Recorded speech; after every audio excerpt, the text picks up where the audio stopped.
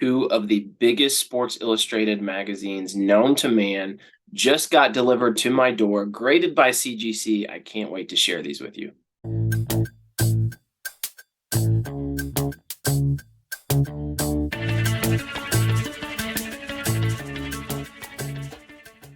What's up, everybody? I am Brad. Got another CGC reveal video for you today, and I'm telling you what, only got two slabs, but they are two of the most significant covers in this entire hobby. Really pumped about it. So I actually did a video about these two magazines, I think back in November of last year, when I was sending them in raw. I did a video about the raw magazines, which I that might be the only time I've ever done that, because I was so excited to have those copies. So I was talking a little bit about the issues and how I was going to send them in. And so this is almost a follow-up a little bit. You can go back and look on my channel. I think it was called like two big issues that I'm sending in a CGC, something like that. And so here they are.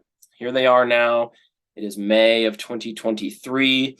And I'm going to share with you the grades, my projections. We'll talk sales, we'll talk pop reports, and just the significance of these covers. So without further ado, let's begin with this first one. These are both vintage. This is from 1960. This is from 1960. And this is the first cover for the Golden Bear Jack Nicklaus. Now, look at that grade, 1.8. All right, I knew this wasn't going to be a good one. I projected a 3, coming back with a 1.8. And I'm going to be honest, I think I have seen a 1.8 before, but when I first saw that this was the grade, I didn't even really remember that this was a possibility. Because as we know, when you're in the nines, you got, well, technically you can have a 10, you can have a 9.9, although there's never been a Sports Illustrated graded at either of those levels. Most common is you see 9.8, 9.6, 9.4, 9.2, 9.0, and then after that it goes in 0.5 increments, 8.5, 8, 7.5, 7, and so on. But then you get down to 2, and all of a sudden you can have a 1.8, which is kind of interesting to me. But this 1.8, out of 16,000, so this is as of, like I said, it's May 20th that I'm recording this, and these are recent pop report numbers as of that date. There have been 16,179 copies of Sports Illustrated graded by CGC. And this is only the third time that there's been a 1.8. I thought that was kind of interesting. You just don't see 1.8s very often. And a lot of it's because people aren't sending in magazines that are this beat up. But you guys have heard me talk about this before. In my opinion, there are certain vintage issues that if you have it in newsstand, they are worth grading no matter what. And the Golden Bear Jack Nicklaus first cover absolutely meets that qualification. He is the greatest golfer of all time, in my opinion. He's won more major championships than anybody. I think he's like 3 still ahead of Tiger Woods. And at this point, tough seeing Tiger Woods winning 3 more. Honestly, would be really impressive for Tiger to win 1 more with some of the injuries that he's had recently. And so this fits right along with what I've talked about with just low pop reports. There have only been, this is now the 10th. This is the 10th graded newsstand copy of Jack Nicklaus's first cover. So hard to find. So hard to find. I picked this up for $7. I got this raw copy for $7, sent it into CGC, and this is going to go into my long-term PC investment hold. I think 10, 15, 20, 30 years down the road, this is going to carry significant value. It already carries significant value to me, because it's one of only 10 current copies graded of Jack Nicklaus's first cover. I think that's amazing. So Jack Nicklaus appeared on 21 total covers, ranging from 1960 all the way through 1990 was his most recent. So he was a big time superstar and still majorly significant icon in the sport of golf. So of the 10 that have been graded, there's one 9.0. That's the leader. Then you drop down to one 7.5. There are 3 7s. There's 1 6. There's 2 5s. There's 1 4.5. And there's now 1 1.8. So this is I've said this with many of my other issues. You can kind of see what kind of hunter I am. I will hunt and I will find some of these beat up copies of tough to find vintage newsstands, and I'll get them graded just because I think they're amazing in any grade. So I have the lowest graded copy of Jack's first cover, but I've got one of only 10. I think that's incredible. I love it. All right, sales.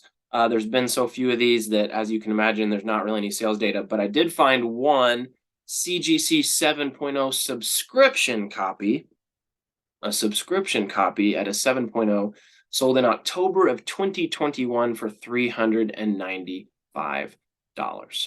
So there you go. This cover is so beat up. There's a bunch. I mean, obviously you can see a lot of spine issues. Actually, you probably can't see this. Maybe the spine is split completely in several places. It was like barely attached on like the top staple and the bottom staple. I think the middle is totally removed. There's like writing on it. Whoever owned this, you can see down there like traced over the word "Golf's Best" with some blue pen. Same thing up here on Sports Illustrated. They traced over like you can see the R, the T, and the S. So there's writing on the cover. There's fingerprints. There's just all kinds of stuff going on. A 1.8 is totally fair. And actually, I love the fact that, I mean, once you get down this low, like below a 4, what's the grade really matter at this point? You're kind of just like me, like, oh, I just want to have this grade. I just want to have a copy of it. But I kind of like that it's a 1.8 because that's kind of unique. And I think it's kind of cool. So here we go. That is the first of 2.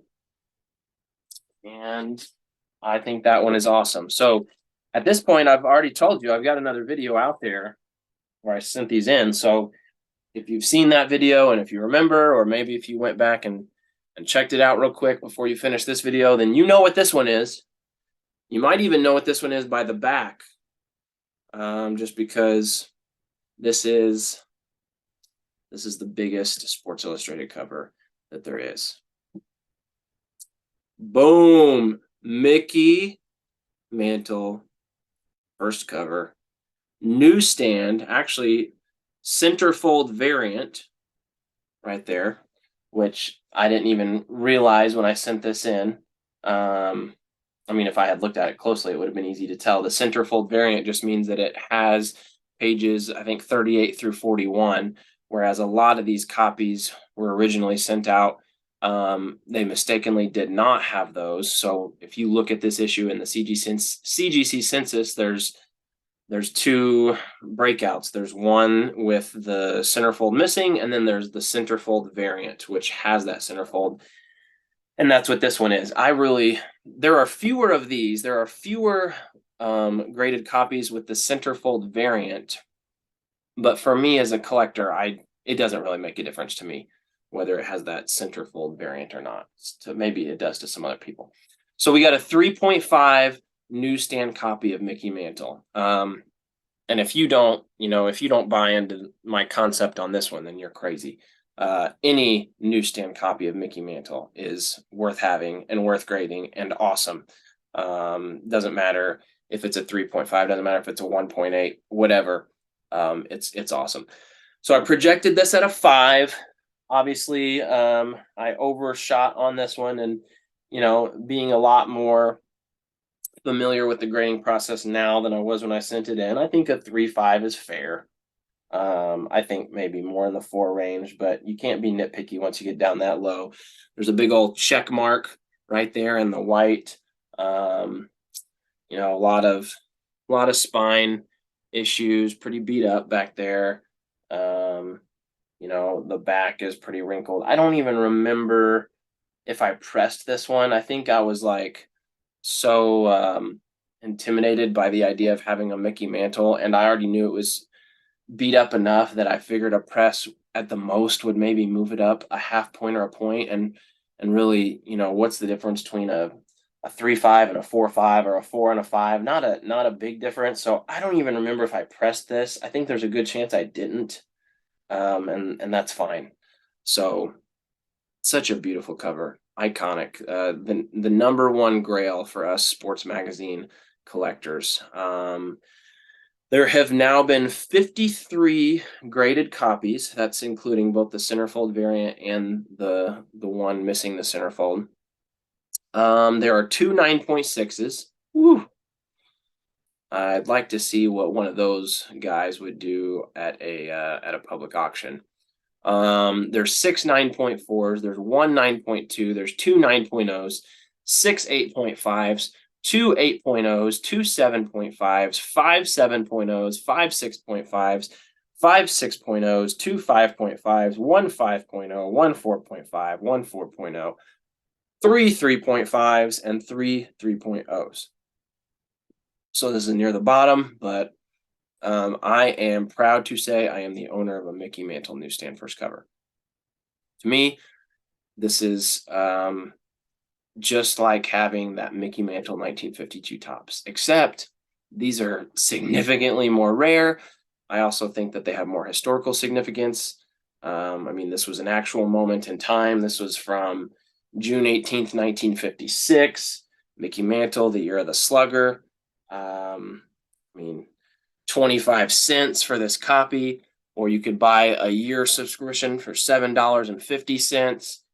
I love the history with these. Don't get me wrong, I still like sports cards, but I would take this all day over Mickey Mantle rookie card. I mean, okay, right now the value of a Mickey Mantle rookie card is significantly more than this, but someday people are going to understand and see the rarity of these, and the nostalgia, the beauty, and that's a big part of why I enjoy this. I think that we are on to something really early, that's going to be big years down the road. So there have been some sales of the Mickey Mantle first cover. Biggest of which was that in August of 2022, a 9.0 sold on Heritage for $27,600. A 9.4 subscription with the label removed sold in November of 2022 on Heritage for $17,400. I believe that is still the highest selling subscription copy that has ever sold. And then in May, a 6.5 newsstand sold for $3,000. So these things definitely carry some value. And this goes right near, even though it's a low grade, this goes right near the top of my best slabs that I personally own. So that is it. That's what I got to show you today. I hope you like that Mickey Mantle first cover, Jack Nicklaus first cover. Please drop a comment. Let me know what you think. Please like, please subscribe. And until the next video, see you next time.